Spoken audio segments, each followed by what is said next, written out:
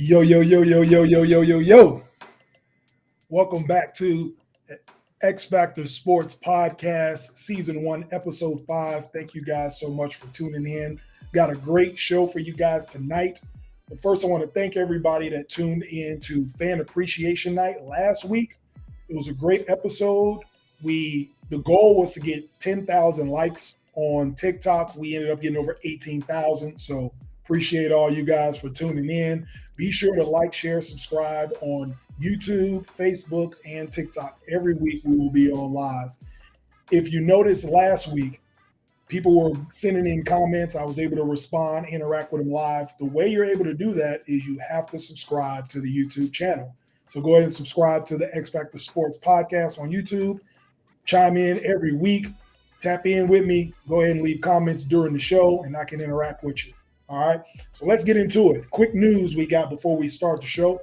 We got congratulations to the Oklahoma Sooners women's softball team for winning their third straight College World Series. Third straight. 61-1 record this season. Just dominated college softball, with a 53-game winning streak. I mean, these ladies, congratulations, salute to them. Might have to go catch a game sometime if they're close to us. Then we got the Las Vegas Knights. Congratulations to them, winning their first Stanley Cup title. 6 seasons they've been in existence. It's the quickest a franchise expansion team has won a Stanley Cup final. They won it last night, beat the Florida Panthers. Series ended 4-1, and they dominated in Game 5, y'all. I'm saying the final score was 9-3. In a hockey game, that's like getting beat by 50 points. So dominated them. Congrats to the Vegas Knights. So now we got 2 teams in Vegas that have won championships. Vegas Aces last season, Vegas Knights this season. And, of course, we got the Denver Nuggets winning the NBA championship earlier this week as well on Monday in the next series in 5 games. And now the Nuggets have won the championship. And then you got the Avalanche winning the championship last season in the NHL. So also we want to get into the PGA and LIV Golf. For those of you who don't know what's been going on there, obviously the PGA is the original golf league, and LIV Golf is a Saudi Arabian funded golf league. There's a figurehead named Greg Norman. He used to be in the PGA, and it's funded. They got a lot of money. They're pushing that direction. And what the PGA did is they're going to merge with LIV Golf. So seeing this coming a long way, you're going to monopolize. PGA doesn't want to deal with competition from somewhere else. So they figured they just mesh together. It's going to be a big backlash with the PGA guys that had something against LIV Golf, but obviously if the money's right, everybody will be okay. That's how that goes. But today's topics, what we're going to get into every segment, we got the Nuggets winning the chip on Monday. Again, like I said, 4-1. We're going to talk about the Vegas Knights winning like we just did. We'll dig into that. Major League Baseball. We're going to talk about the rules of Major League Baseball, what has happened through the last 67 or these first 67 games, and find out what y'all think about the rule changes. All right. So also, we're going to talk about a kid by the name of Luis Arias. I shouldn't say kid. He's a grown man in the MLB. Luis Arias plays for the Miami Marlins and is batting almost 400 this season. First time we've seen that since Ted Williams. First time we've seen it, or the last time we've seen it in Major League Baseball since Ted Williams back in the 1940s. We're going to dig more into that as well. Well, before we get into the segments, let's go ahead and talk about the Denver Nuggets. Again, congrats, salute to the Nuggets for winning their first NBA title in their existence. Get them off the schneid. Well, let's talk about it. So, is it too early to start having the conversation about the Nuggets being a dynasty? Let's look at our dynasties in history in the NBA, the things that they've had, and let's see if the Nuggets check the box. Obviously, you got to win an NBA championship before your dynasty can start, right? So we'll check that box. Me personally, and I've had this conversation about dynasties in all different sports, just off the rip, you have to win you got to at least go back to back at some point in your dynasty. Otherwise, I'm qualified. My standards are higher than most. That's going to be the theme of this episode. So stay tuned. Um, you got to at least win back to back. But let's talk about the construct of the team if you're going to be a dynasty. You got to have a great front office. I would say the Denver Nuggets have a pretty great front office. The owner of the team just won another championship. He is the owner of the Rams. They just won a Super Bowl a couple of years back. He is the Colorado Avalanche owner, or he has ownership stake in the Avalanche. So he's just been winning over the last 5-6 years. The dude's been a winner. So I would say the front office knows what they're doing. Also, if you want to have a dynasty, you want a great coach. Michael Malone's been with this same core group of guys for 8 years. They built something. They've been through tough playoff series, tough playoff losses. Their top players have been hurt, come back, and Michael Malone stuck by them. The players trust him. I would say you need that in a dynasty, right? Next thing I would say you need is a dynamic duo. You got Nikola Jokic, Jamal Murray. Young duo, doesn't get any better than this, and they're not even American. So you got a dynamic duo, one from Canada, one from Serbia, that looks amazing. If you watch the playoffs, you saw this young dynamic duo showing up. I would say that's another ingredient you would need in a dynasty. Also, you would need youth, right? In order to have a dynasty, you need to have some sustained excellence over a period of time. And the only way you can do that is if your players are young.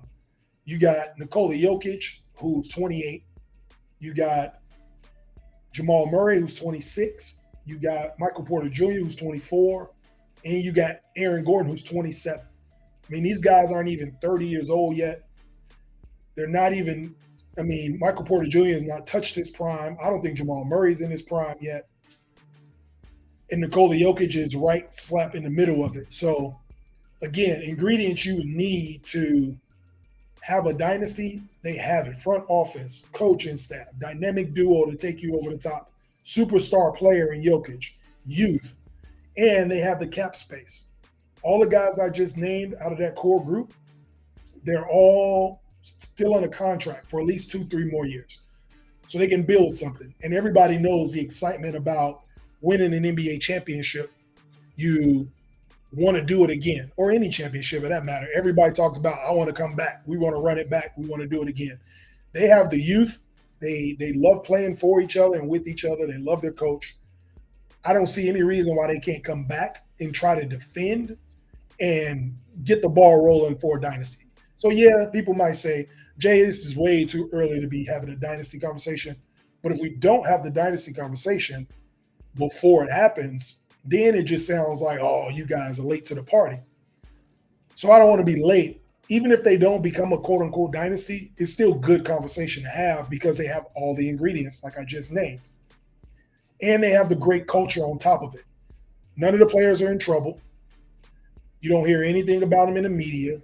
Again, like I reiterated, they like playing for each other. They like playing for Michael Malone. And it seems fun. Like when you watch them play, they look fun to play with. They're a fun team to watch. They got a humble superstar, a selfless leader in Nikola Jokic. Reminds you of a Steph Curry. I mean, he can be as brash and as arrogant as he wanted to be. He had every right to be. I mean, he's checked every box. MVPs, all NBAs, all stars. And now he's got the NBA championship with the finals MVP. And all he wants to do is talk about his teammates and going home and getting his horses. So, I mean, when you got somebody in this day and age that's selfless at 28 years old, like, again, those are the ingredients that you were looking for when you were trying to build a dynasty. Steph Curry's, a Tom Brady, a Patrick Mahomes. These are all like selfless, humble superstars that were young when they started winning. So they have the ingredients. I've seen it for years when it's built, even back in the day, watching the Bulls. As terrorizing as Jordan was, he was always, once he realized he needed his team to win, they started winning, and they won a lot. And they had all those things, the culture, the coaching. They were young, so I think that this could be the beginning of something special for the Denver Nuggets and for the city of Denver. It looks like they're trying to win in every sport, so that's cool to see. But I think for the most part, this is the start of something really good in the Western Conference as LeBron James and the Lakers age, Kawhi Leonard, Paul George, they age, as you have Steph Curry, Klay Thompson, Draymond, they get older. You can see the Denver Nuggets kind of sliding in and being that team to beat in the Western Conference. Even with KD and Book, like they got to figure it out, but they still need people around them. And then Kevin Durant is getting older as well. Sacramento Kings are up and coming, but they're not at that level yet of challenging the Denver Nuggets, I would say. They still have to take their lumps. They got their first playoff experience. Memphis Grizzlies, they're in the midst of taking lumps. I don't think they're ready yet. The culture has to be fine-tuned in Memphis, I would say. Maybe another veteran presence in there. So as it looks now, they look like the best team in basketball, especially in the Western Conference. If Boston can get it together, if Milwaukee can retool, get it together, I don't trust Philly at all. So if those other two teams in the East can figure it out, Miami, we'll talk about Miami later on in the show. But if those teams can retool and get back, then there'll be a nice challenge, perhaps a rivalry in the East for them. Every dynasty has a rival, so it'll be interesting to see who the Nuggets rival will be if they become that. So it's just fun. Congratulations again to the Denver Nuggets. They deserve all the respect, all the shine for what they did this season. They dominated the playoffs. They went 16-4 in the playoffs. All right. They lost one game in the first round, two in the second, a sweep, and then one game, a gentleman's sweep in the finals. 16-4 in the playoffs. You have to give them their respect. Can't make any excuses for anybody else. They did what they had to do. They played the players and teams in front of them, and they dominated. Congratulations to Nikola Jokic, the first player in NBA history to lead all playoffs in points, rebounds, and assists as a center. Over 600 points, over 200 rebounds, over 100 assists. Never been done before in our NBA history. Got to respect that. He was a man on a mission, did his thing. And so that's the reason why I think that this team, with that type of player and with those guys loving to play with them, can be on the verge of putting together a dynasty. But time will tell. That's what makes sports fun. You got to go out and actually do it. When we come back, we're going to dive in deeper into the NBA Finals. We're going to talk about the Miami Heat, what's next for them, where will they go? We're going to find out next. This is the X Factor Sports Podcast. Don't go nowhere. We're coming right back.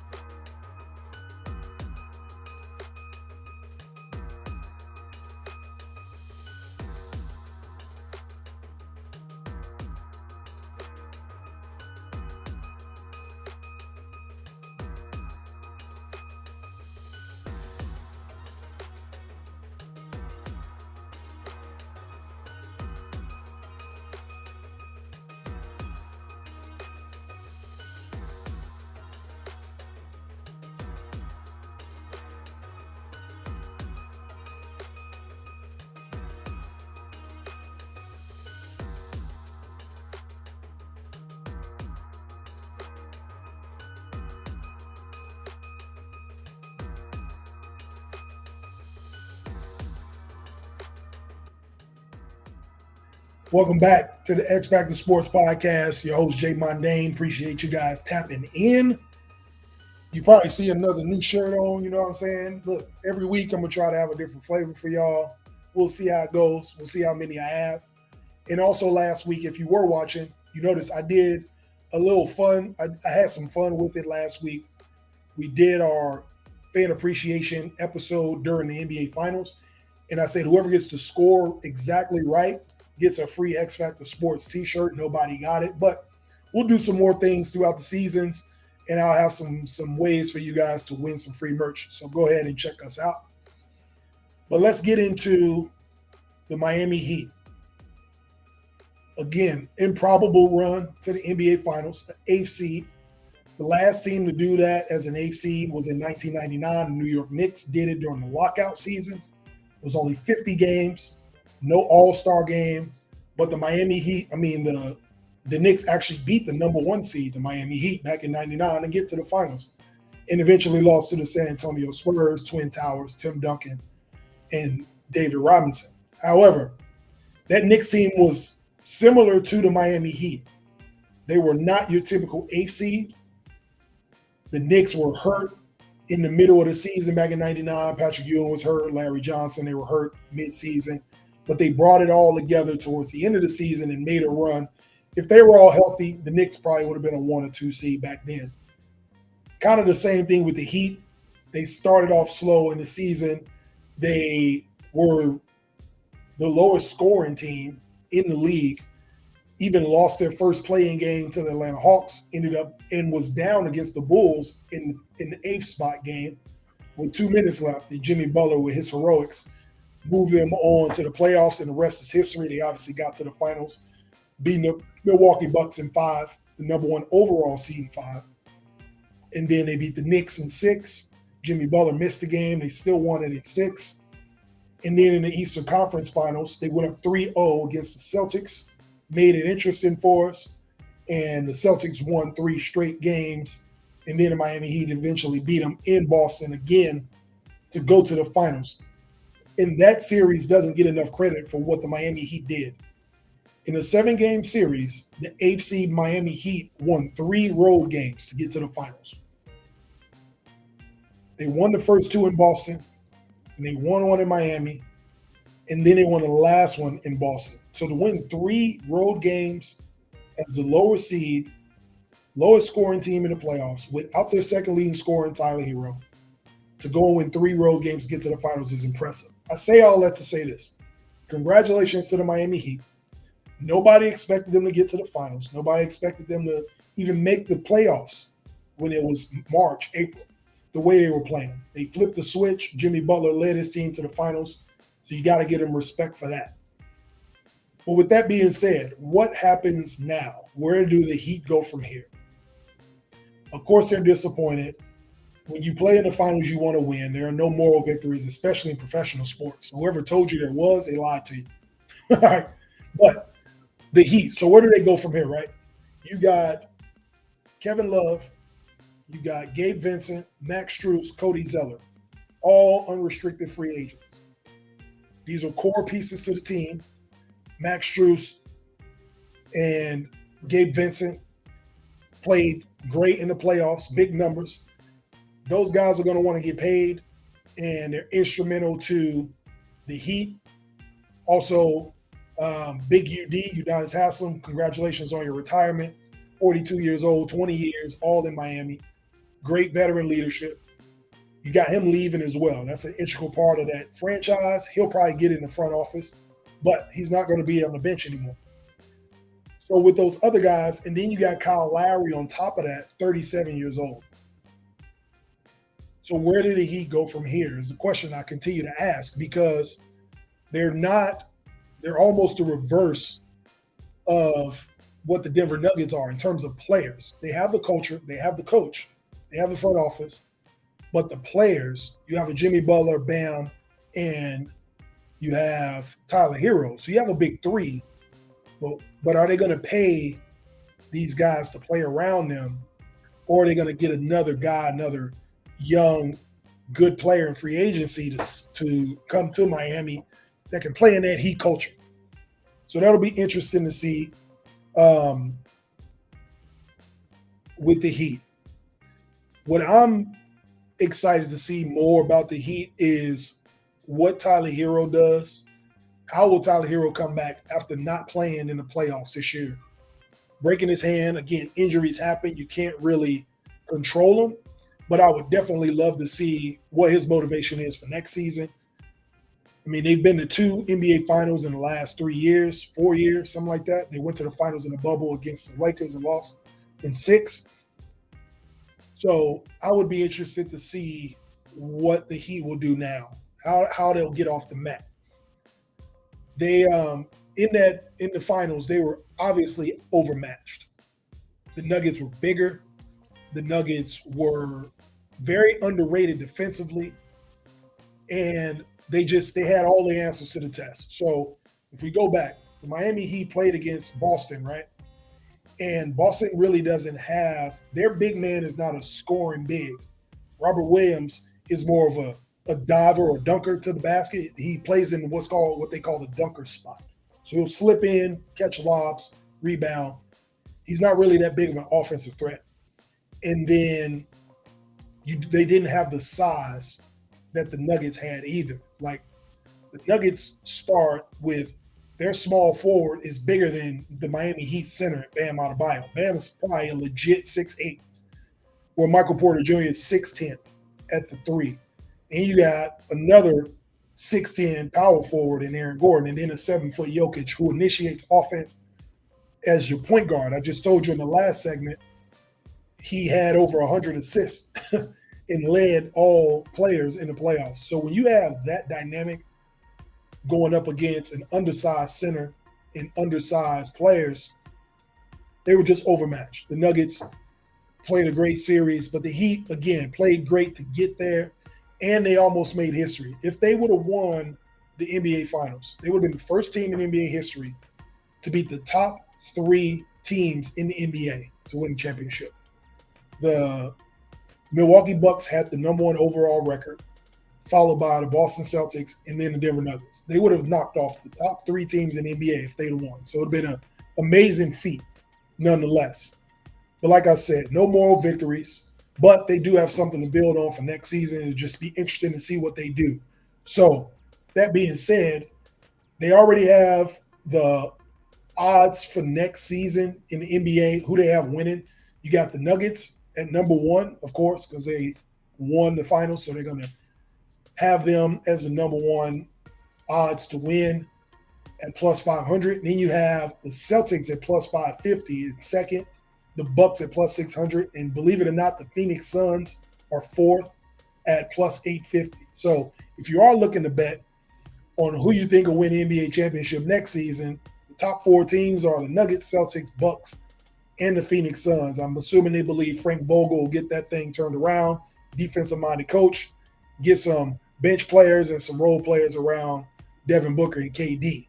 So it's not an accident that we got into betting those odds leaving the segment, because when we come back, we're going to get into y'all favorite segment, and it's called Bet That. We're going to talk about the Major League Baseball season. We got a great parlay for you for baseball.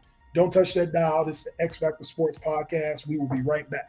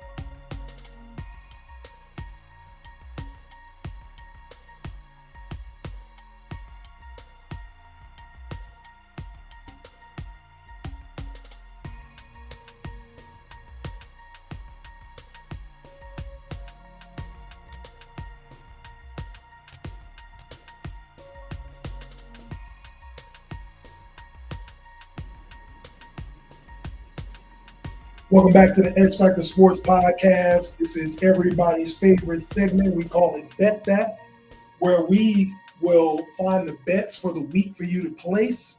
You can go ahead and log in wherever you like to and place these bets. I got a 5-leg MLB parlay for you guys this time, Major League Baseball. So again, like we always talk about, parlays, everything has to go right for you to win that money. And today we got a 5-legger, all right? So the first one we're going to do, these are all tonight's games. Right now, they're going to be playing tonight. So make sure you hurry up and get in there and bet that, all right? So the first one we're going to talk about is the Phillies at Diamondbacks, all right? We're going to go ahead and take the Diamondbacks with the money line, which means we're not going to worry about spreads, over-unders, anything like that. We're just going to take the Diamondbacks to beat the Phillies straight up. Diamondbacks are playing at home. The reason I think they're going to win this game is because Merrill Kelly, all right, he's going to be an all-star pitcher. He might be even in a running for Cy Young in the National League. He's 8-3 on the season already. Got a under 3.0 ERA. It's 2.9 to be exact. Both teams been good the last 10 games. The Phillies are 8-2 in their last 10, and the Diamondbacks are 7-3. But the Diamondbacks are playing at home, and they got an ace on the mound. So I just got them straight up. All right. The second leg of the parlay, Tampa Bay Rays against the A's. All right. So they're coming out to Oakland, play tonight.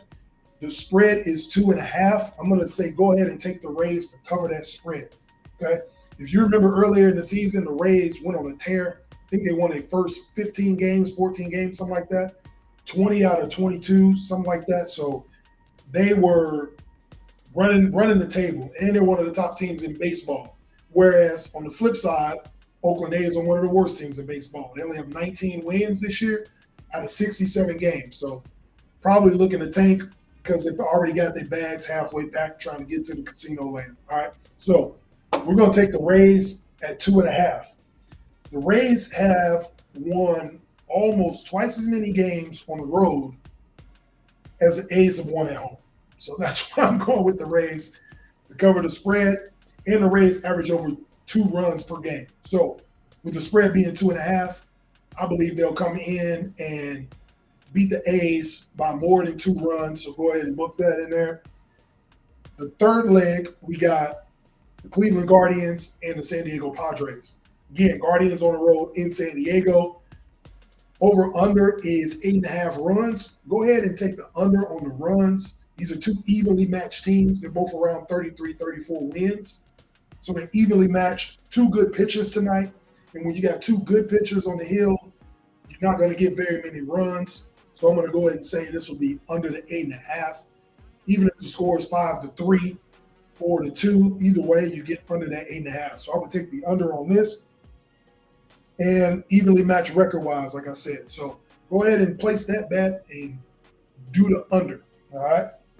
On the fourth leg, you got the Battle of the Fish. You got Marlins versus Mariners, all right? You got the Mariners at home in Seattle. Go ahead and take the money line. You got the Mariners winning straight up, and they're going to go ahead and complete the sweep. They've been dominating the Marlins this entire series. On Monday, they beat them 8-1. And yesterday they beat them 9-3. So it hasn't even been close. I mean, maybe to save face, the Marlins can come in and get one, but I just think they're overmatched on the road. So I'm going to go ahead and take that and bet the money line on the Mariners winning straight up. Then I got my upset. I had to get an upset in there for y'all. All right. I know y'all going to say, oh, he biased. But listen. I had to get him in there. White Sox at Dodgers. All right. They played him the other night. They played him yesterday. Only had 3 hits. You got Tim Anderson back. You got Grandal was 0 for 3. Luis Robert was 0 for 3. So I feel like they're going to come out here against Kershaw and get them a surprise victory. This is what Vegas wants you to do. They want you to go in and say, oh, Clayton Kershaw's on the hill against the White Sox. White Sox have no chance. Listen. That's the sucker bet. I'm going to go ahead and say this is the upset of the leg of the parlay. So go ahead and take the White Sox straight up to beat the Dodgers tonight. 3 hits yesterday. They're going to be motivated against Kershaw to get this victory. I believe they will. So that's going to be my 5-leg parlay, my 5-legged legger. Diamondback straight up. The Rays beat the A's and they cover the spread. The Guardians against the Padres, take the under. We got 2 good pitchers. It's going to be an old school game. Battle of the Fish, you got the Marlins and the Mariners. Go ahead and take the money line with the Mariners completing the sweep. And then the upset of the leg is the White Sox beating the Dodgers straight up. All right. Be sure to log in wherever you do. Place that bet. See what happens with it. Next week on Bet That, we will have more bets for you. We'll throw some WNBA in there next week as well. So make sure y'all tap in. When we come back, this is a segue. We will get into Major League Baseball some rule changes. I want to know how y'all feel about them. Do y'all like them? Do y'all not like them? And then we're going to talk about Luis Arias going for 400. Can he do it? It's early in the season. Will he be able to complete the mission? We're going to talk about it when we come back. This is the X Factor Sports Podcast.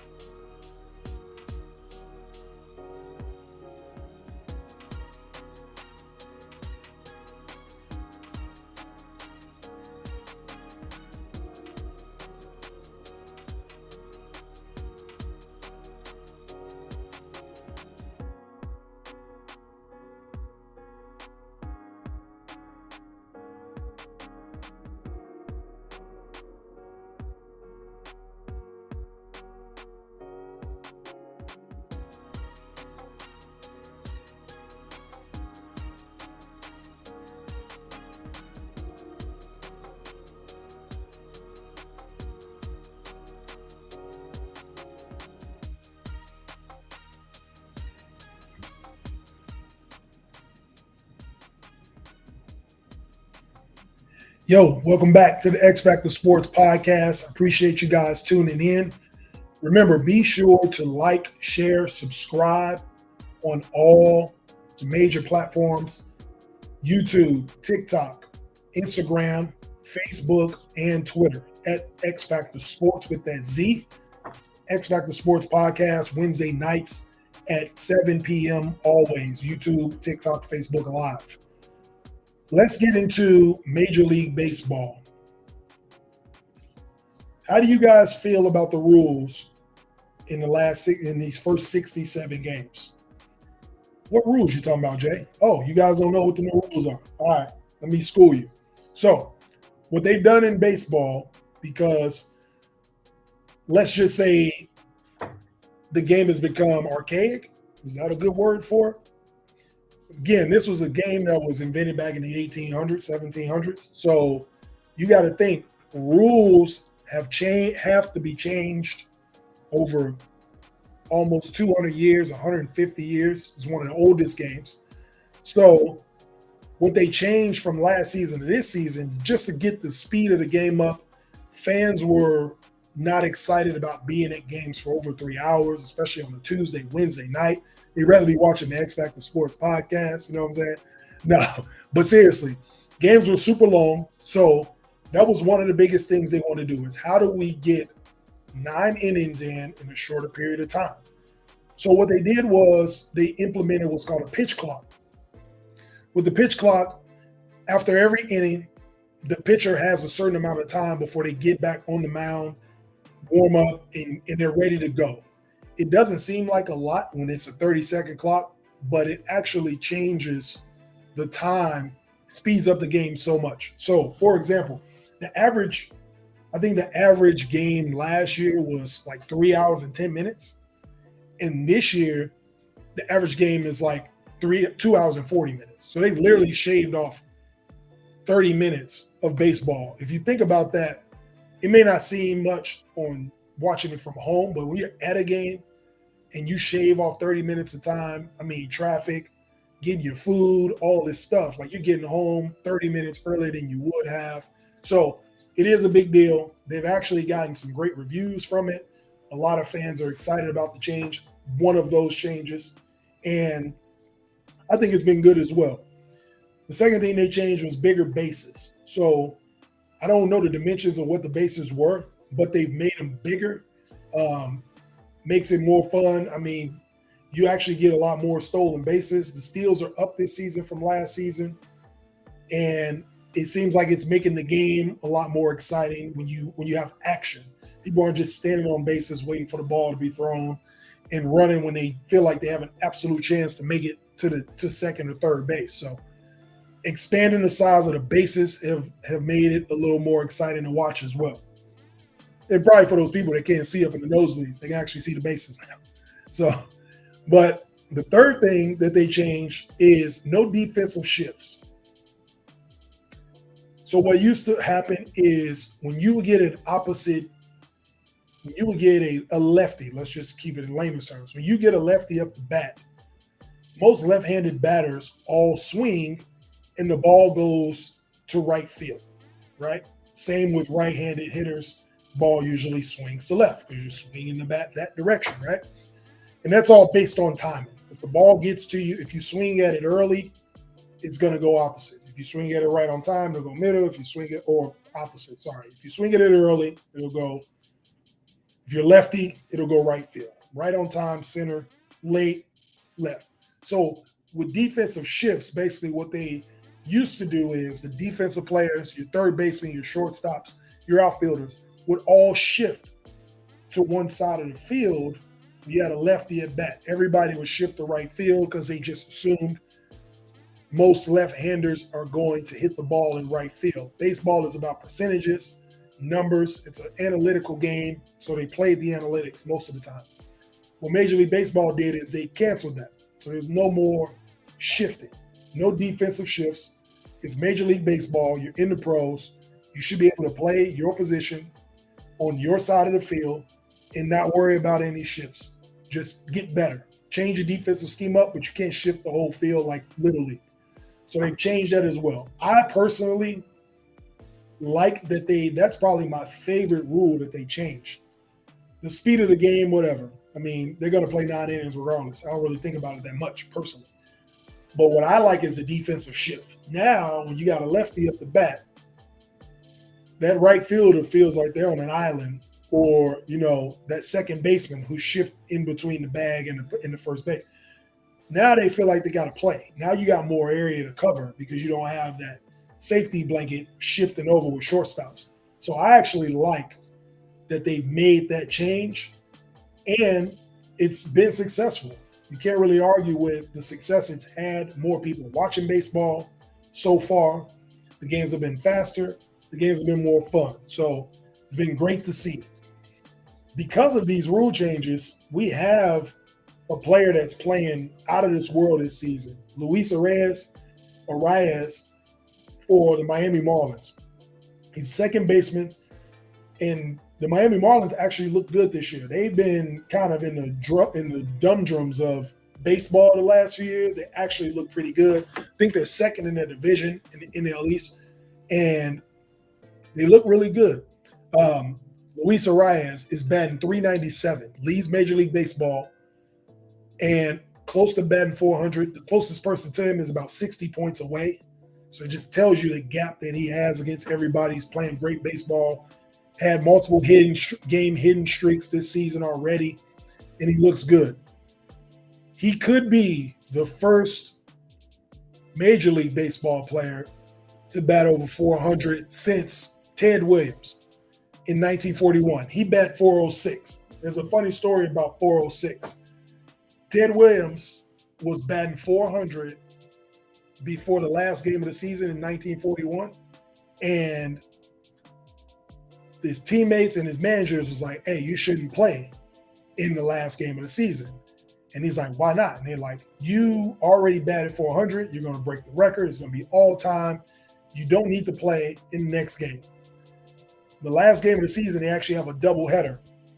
Ted Williams plays and bets and goes 6 for 8 in the doubleheader and ends up batting .406 for the season. So just a lesson to you guys. If you're going to play hard, play to the max, and you still get results. So Ted Williams bat over .400. He's the last one to do it in Major League Baseball. Notice I keep saying Major League Baseball. Jay, why do you keep saying he was the last person to bat .400 in the major leagues? Because if we're going to talk about baseball, we got to talk about baseball, the history of baseball.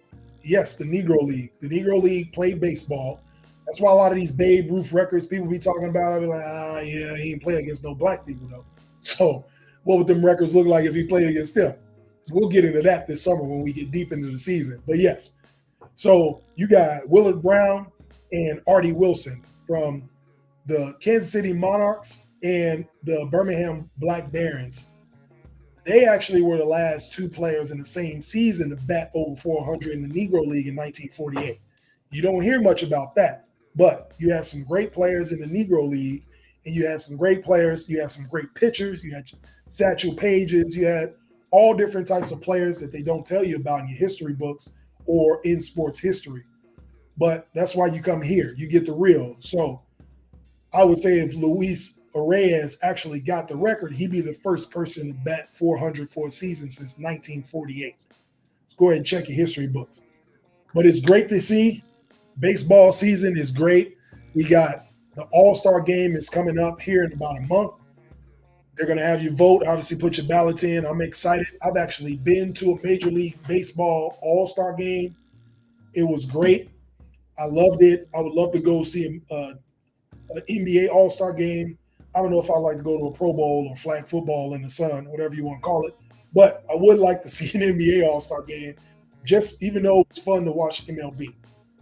When we come back, we will get into the 2-minute warning and we'll close the show out. I want to thank you guys again for tuning in, but be right back if you don't want to miss this 2-minute warning. All right, this is the X Factor Sports Podcast.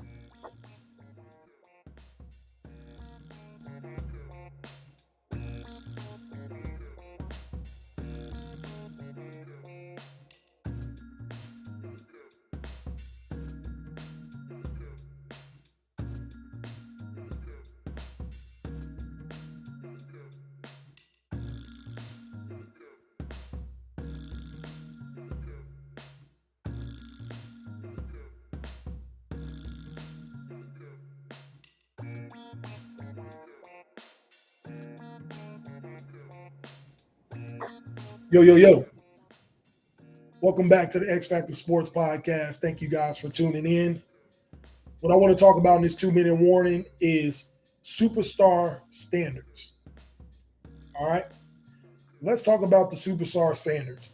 The last few days, I've been getting comments, conversations, debates, which I love because it's just content for the show, where we talk about superstars. What is a superstar? And if we break it down, if I just do basketball as an example, there's only like 7 real superstars in the NBA. I'm not really into this guy had a great season or this guy had a good run or even 2 good seasons when I start calling you a superstar. The standards have to be higher. All right. We throw this word around great, superstar. We throw these words around way too loosely and we're losing our standards. All right.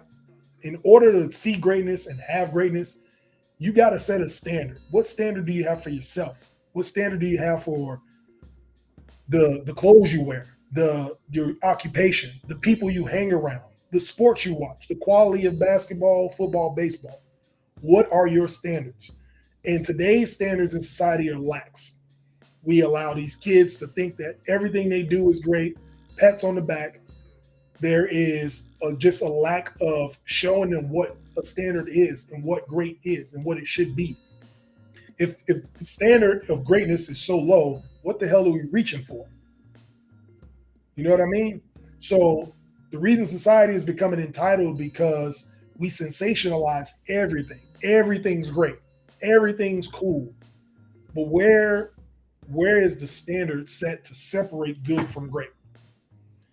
Is levels to greatness. And that's what needs to be understood and what needs to be talked about more. The levels there are to being great. And that's where I'm at with it. Up the standards to everything. Up the standards to excellence. This is Jay Mondane from the X Factor Sports Podcast. Hopefully this show was excellent. Hopefully we see you guys next week. Shout out to Ms. D, the producer. She's back. Appreciate it. Appreciate you guys for watching. And don't miss next week's episode. You do not want to miss it. It will be a great one. Check you guys next week. Peace.